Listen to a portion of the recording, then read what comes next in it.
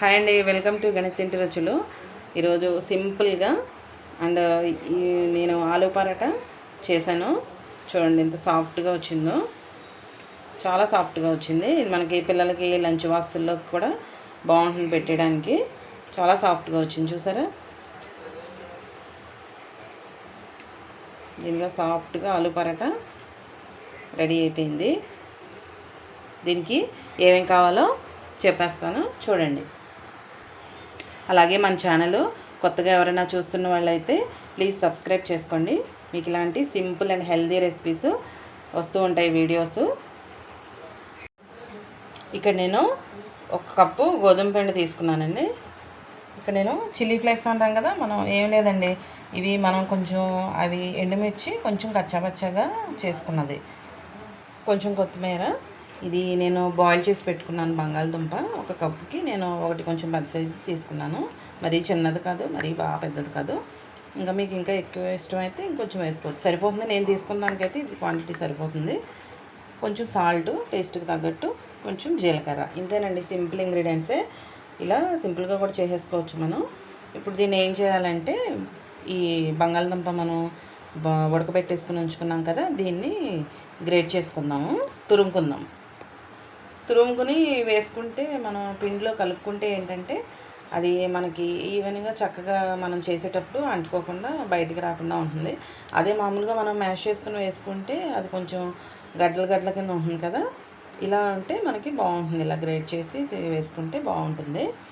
కొంతమంది ఏంటంటే మామూలుగా చపాతీ చేసిన తర్వాత ఇది కొన్ని రకరకాలుగా చేసుకుంటారు. నేనైతే ఇలా చేస్తాను. ఇది మామూలుగా బంగాళదుంప మనం ఉడకబెట్టేసిన తర్వాత దాంట్లో పచ్చిమిర్చి జీలకర్ర అన్నీ కలిపేసిన తర్వాత అది మామూలు బాల్స్లో చేసేసుకుని చపాతీ చేసిన తర్వాత మళ్ళీ మధ్యలో పెట్టేసి చపాతీ మామూలు మళ్ళీ ఒత్తేస్తారు. అలా అయినా చేసుకోవచ్చు. కాకపోతే అలా కన్నా ఇలా మనకి చేసుకోవడానికి ఈజీగా ఉంటుంది. చూడండి ప్రాసెస్. ఫస్ట్ మనం ఏదైనా సరే పిండి ఎప్పుడైనా సరే జల్లించుకోవాలండి. జల్లించుకుని వేసుకుంటే అందులో మనకి ఏదైనా అలాంటివైనా ఉన్నా కూడా కొంచెం అవి అడ్డు రాకుండా ఉంటాయి మనకి. చూసారా, ఇలా జల్లించేసుకున్నాం కదా. జల్లించుకున్న తర్వాత ఇప్పుడు ఇందులో నేను 1 స్పూను జీలకర్ర వేస్తున్నాను.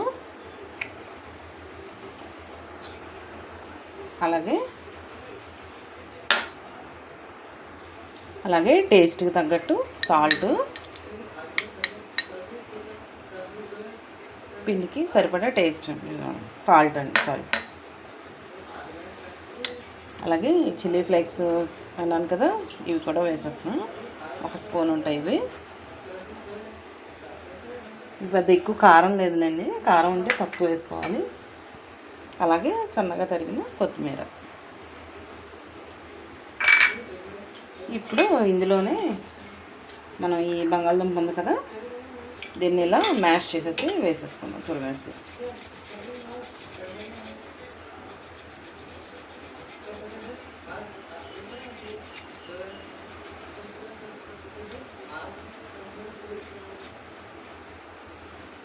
చక్కగా ఇలా తురిమేసుకుని వేసుకుంటే మనకి ఇది చక్క పిండిలో మొత్తం అంతా అది కలిసిపోయి మనకి చేసేటప్పుడు బాగా వస్తుంది.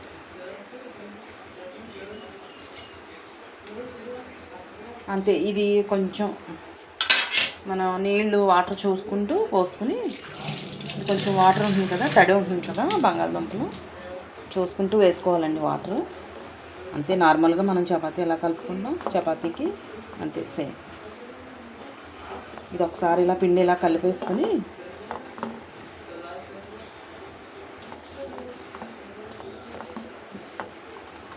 వాటర్ చూసి పోసుకుంటూ, మరీ పలుచగా అవ్వకూడదు, మరీ గట్టిగా ఉండకూడదు, చూసుకుని పోసుకొని కలిపేసుకోవడం.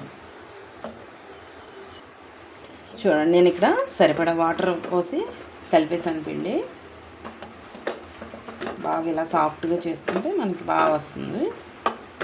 దీన్ని కొంచెం ఆయిల్, 1 స్పూన్ ఆయిల్ అప్లై చేసేసుకొని దీన్ని ఒక 10 to 15 minutes మనం పక్కన పెట్టేసుకుంటే తర్వాత మనకి చేసుకుంటే బాగుంటుంది చపాతీ. దీనికి కొంచెం ఆయిల్ రాస్తుంది, కొంచెం అంటే జస్ట్ ఊరికే కొంచెం మనం దాన్ని తడిపి పెట్టుకోవాలి. కొంచెం ఇలా రాయిల్ రాసేసి అప్లై చేసేసి ఉంచుకుంటే బాగుంటుంది. ఓకే, సాఫ్ట్గా వస్తాయి. దీన్ని నేను ఒక 15 మినిట్స్ పక్కన పెట్టేస్తాను. తర్వాత చపాతీ చేద్దాం. ఇలా ఉండాలండి. ఇలా ఉంటే మనకి బాగా వస్తుంది చపాతీ చేసుకోవడానికి.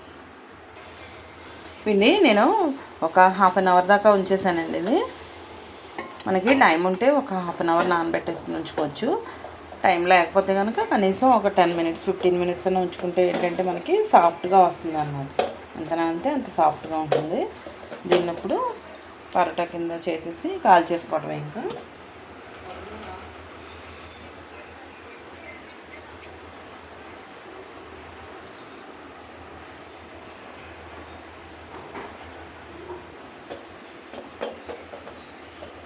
స్టవ్ మీద ప్యాన్ పెట్టేసుకుందాం. ఈలోపు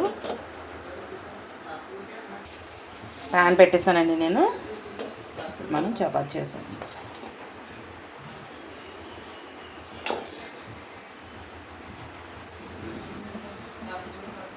మనకి చపాతీలాగా మరీ పలుచగా రావు. లోపల మనకి అది ఆలు అది ఉంది కదా, మరీ పలుచగా రాదు.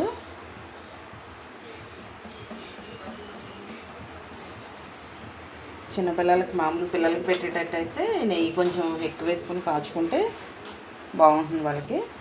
మామూలు పెద్దవాళ్ళం మనం వేసుకుని ఆయిల్ వేసుకోవచ్చు. నెయ్యి వేసుకున్నా ఏదైనా కొంచెం నెయ్యి వేసుకుంటే మనకి టేస్ట్ బాగుంటుంది కదా.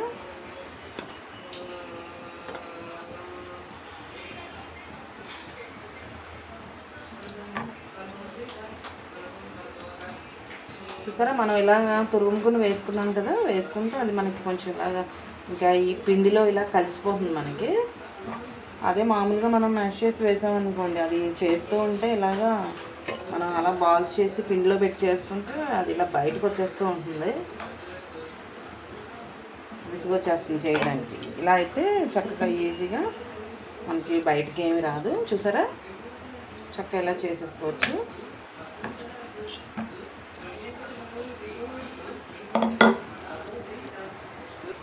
ఇప్పుడు దీన్ని చపాతీ కాల్ చేసుకుందామండి.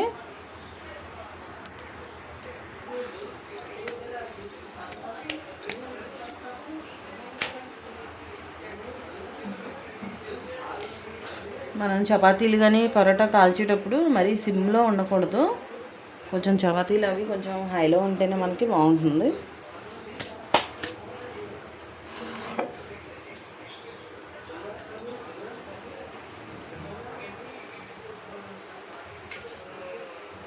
పైన కొంచెం నెయ్యి వేసేస్తున్నాను. నేను నెయ్యి వేస్తున్నాను.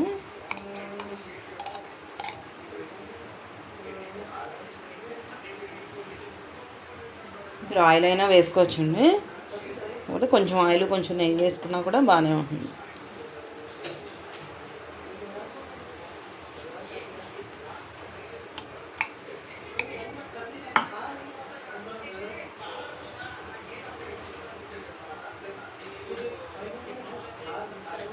ఇలా అన్నీ కాల్ చేసుకుంటామే.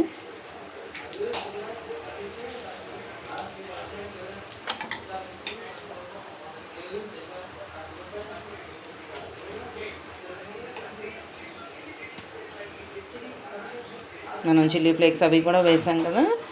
ఇంకా మనకి కర్రీ ఉంటే ఏదైనా కర్రీ ఉంటే ఆలు కర్రీ కానీ మన ఇష్టం, ఏ కర్రీ అయినా కూడా బాగానే ఉంటుంది. ఇంకా మనం ఆలు పెట్టాం కాబట్టి ఇందులో ఇంకా ఆలు కర్రీ అవసరం ఉండదు. మనకి చోలే మసాలా, మిల్ మేకర్ అయినా బాగుంటుంది. చోలే మసాలా, నాన్ వెజ్ తినేవాళ్ళు అయితే ఎగ్ పొరటు ఇవన్నీ కూడా ముంచుకోవచ్చు.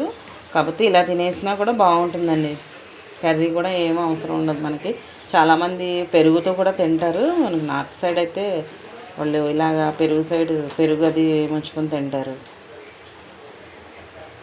అంతే.